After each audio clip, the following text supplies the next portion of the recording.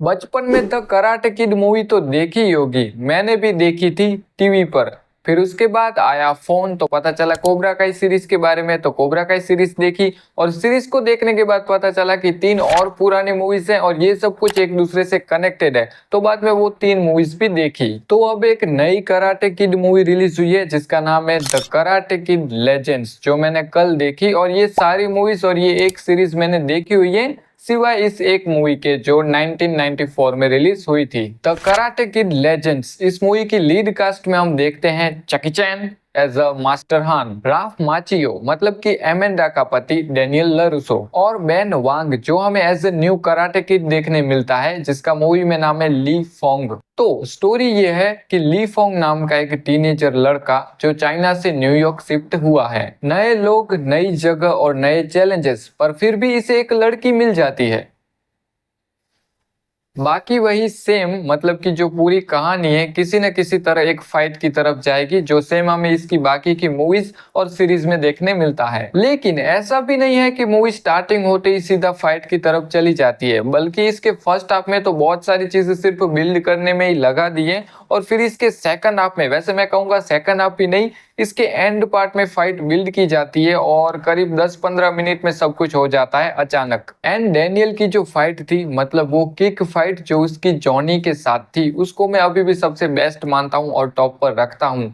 इस मूवी का run time वैसे उतना कुछ खास नहीं है, बहुत ही ज्यादा लंबी ये मूवी नहीं है, इसका रन टाइम सिर्फ 1 घंटा और 34 मिनट्स का है। पर हाँ, ऐसा हो सकता है कि जब बाद में ये मूवी ओटीटी पर रिलीज होगी तो इस मूवी के अंदर हमें कुछ एक्स्ट्रा सीन्स देखने मिल सकते हैं, लेकिन अभी जो सिनेमा में रिलीज हुई है उसका रन टाइम तो सिर्फ 1 आवर एंड 34 मिनट्स ही है। अब इस मूवी को लेकर उस टॉपिक की बात करते हैं जो बहुत ही ज्यादा चर्चा में है, इस मूवी की हिंदी डबिंग। इस मूवी का जब हिंदी डब्ड ट्रेलर रिलीज हुआ था तो सब लोगों को पता चला कि इसके अंदर हिंदी वॉइस अजय देवगन और उनके बेटे देने वाले हैं। और फिर क्या, ऑडियंस को ये बिल्कुल भी पसंद नहीं आया। सब यही कहने लगे कि हम इस मूवी को हिंदी डब्ड में नहीं बल्कि इसकी ओरिजिनल लैंग्वेज इंग्लिश में देखेंगे। और ये सही भी है, क्योंकि आप सिर्फ इमेजिन करके देखो कि जैकी चैन की जो हिंदी वॉइस है उसमें से जो आवाज निकल रही है वो अजय देवगन की है। मतलब किस हिसाब से ये मैच हो रहा है, पता नहीं क्या सोच के अजय देवगन को इस मूवी के हिंदी डबिंग में कास्ट किया गया। एंड अनफॉर्चुनेटली ये मूवी मुझे हिंदी डब्ड में ही देखनी पड़ी, क्योंकि इंग्लिश का कोई शो लगा हुआ ही नहीं था।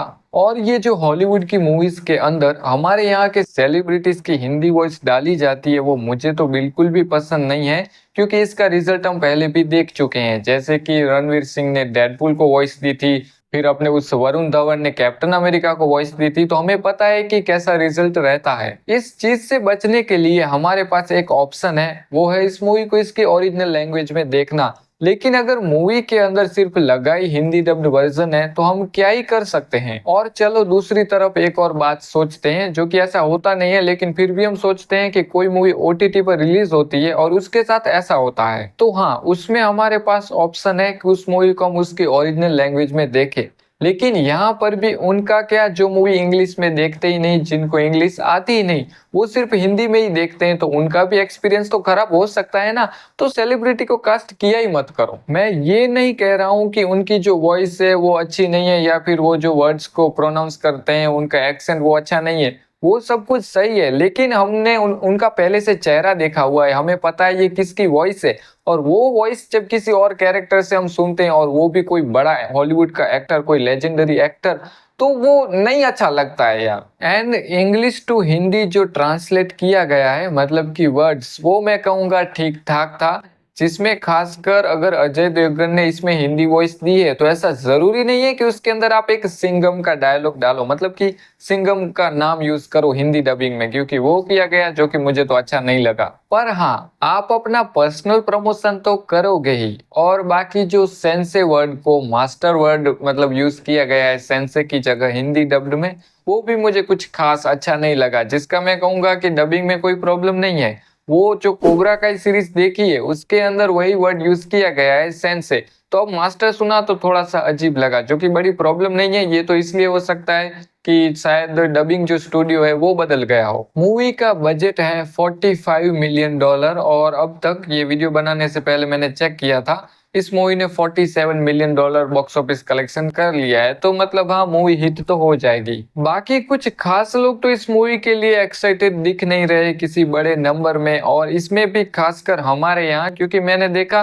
कोई इस मूवी की बात ही नहीं कर रहा है, कोई इसके लिए एक्साइटेड ही नहीं है। पर फिर भी मूवी अच्छा खासा बॉक्स ऑफिस कलेक्शन कर सकती है, क्योंकि मूवी के अंदर लेजेंडरी एक्टर जैकी चैन है, राफ माचियो है, और साथ में इस मूवी की और साथ में सीरीज की जो सारी लेगेसी है, तो उस वजह से कुछ तो ऐसे फैंस होंगे ही जो मूवी को देखेंगे। मूवी के अंदर कराटे देखने मिलता है, जो कि ऑब्वियस सी बात है, लेकिन उतना भी कुछ एकदम खास या फिर एक्स्ट्रा ऑर्डिनरी नहीं, जैसा आपने पहले कहीं नहीं देखा होगा या जिसे देखकर एकदम मजा आ जाएगा। और इसकी मेन फाइटिंग को लेकर सब कुछ इतना अचानक हो जाता है कि एकदम कनेक्शन भी सही से हमारा नहीं बैठता कि क्या हो रहा है, कौन जीतेगा और कौन हारेगा।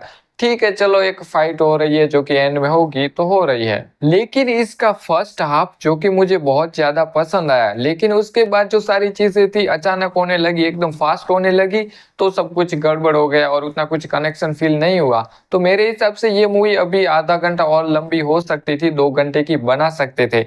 और इस मूवी के अंदर जैकी चैन, लेजेंडरी एक्टर जैकी चैन सर वो है, तो इसका मतलब ये भी आप मत सोचना कि एक कोई एक बड़ी फाइट देखने मिलेगी, एक कराटे का कोई छोटे से मतलब कुछ सीन्स देखने मिलेंगे जिसमें जैकी चैन होंगे या फिर सामने राफ माची होंगे।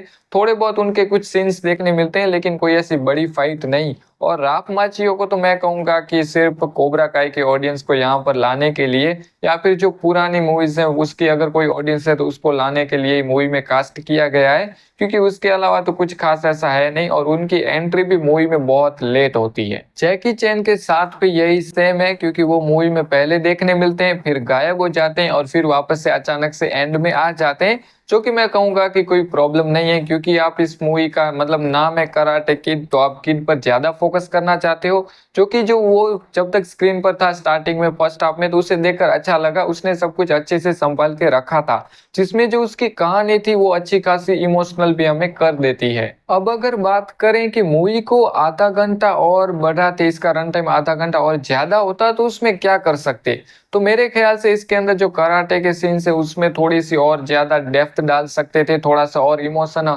अटैच कर सकते थे, और साथ में जैकी चैन और राफ माचियो का जो स्क्रीन टाइम है उसको थोड़ा सा बढ़ा सकते थे। और दूसरा, मूवी का जो विलन तो नहीं कहना चाहिए, एनिमी या फिर जो भी है जिसके साथ ली फोंग की फाइट होती है, तो वो जो बंदा था मैं उसकी पर्सनल लाइफ को थोड़ा सा जरूर से जानना चाहूंगा एज अ ऑडियंस। और इनके पास वैसे भी समय था, मतलब आधा घंटा, तो उसके अंदर उसकी लाइफ को भी थोड़ा सा कवर कर सकते थे। बाकी जो मैंने पहले कहा कि मूवी का फर्स्ट हाफ जो कि एकदम बेस्ट है, जिसकी स्टोरी मुझे अच्छी लगी, मतलब डिसेंट सी अच्छी सी स्टोरी है, और जो बेन, क्या नाम था, बेन वांग, हाँ जो वो लड़का है बेन वांग, उसकी स्टोरी, उसकी एक्टिंग, उसके इमोशंस वो भी एकदम बेस्ट था। एंड यस, मूवी की लव स्टोरी एक सिंपल सी, अच्छी सी, प्यारी सी, स्वीट सी, तो वो भी देखकर मजा आया, बोरिंग तो एकदम नहीं थी। और मूवी में एक एक दो नहीं, एक कैमियो भी अच्छा खासा देखने मिलता है, स्पॉइल नहीं करूंगा, आपको देखकर मजा आएगा। एंड हल्के फुल्के फनी सीन्स भी देखने मिलते हैं।